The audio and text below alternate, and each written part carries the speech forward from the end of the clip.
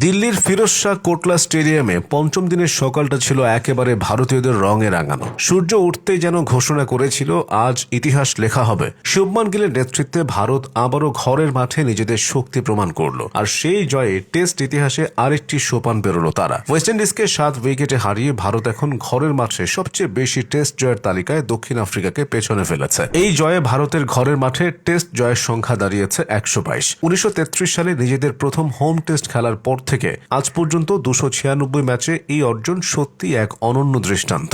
এই 296 ম্যাচের মধ্যে ভারত জিতেছে 122, হেরেছে 58টিতে, ড্র হয়েছে 115টি ম্যাচ, আর একটি ম্যাচ টাই। এমন ভারসাম্যপূর্ণ পরিসংখ্যান প্রমাণ করে ঘরের মাঠে ভারত এখন এক অপ্রতিরোধ্য শক্তি। 1889 সাল থেকে ঘরের মাঠে দক্ষিণ আফ্রিকা খেলেছে 254টি টেস্ট, জিতেছে 121টি। অর্থাৎ ভারত এখন ঘরে দক্ষিণ আফ্রিকার চেয়েও সফল, যদিও তারা টেস্ট শুরু করেছে তাদের অনেক বছর পর। তবে এই তালিকার শীর্ষে এখনো অস্ট্রেলিয়া। ঘরের মাঠে টেস্ট ক্রিকেটে তাদের রাজত্ব যেন পাহাড়ের মতো দৃঢ়। 450 ম্যাচে অস্ট্রেলিয়ার জয় 262টি, হার 103, ড্র 84 আর টাই মাত্র একটি। জয় ও হারের অনুপাতের পার্থক্য 2.543, যা টেস্ট ইতিহাসে এখনো অপ্রতিদ্বন্দ্বী। দ্বিতীয় স্থানে রয়েছে ইংল্যান্ড, যারা ঘরের মাঠে খেলেছে 558টি টেস্ট, জয় 241, হার 132 আর ড্র 185। এই দু দলই ক্রিকেটের জন্মদাতা এবং ইতিহাসের সবচেয়ে প্রাচীন প্রতিদ্বন্দ্বী, তাই তাদের সংখ্যাটা বিশাল হওয়াটাই স্বাভাবিক।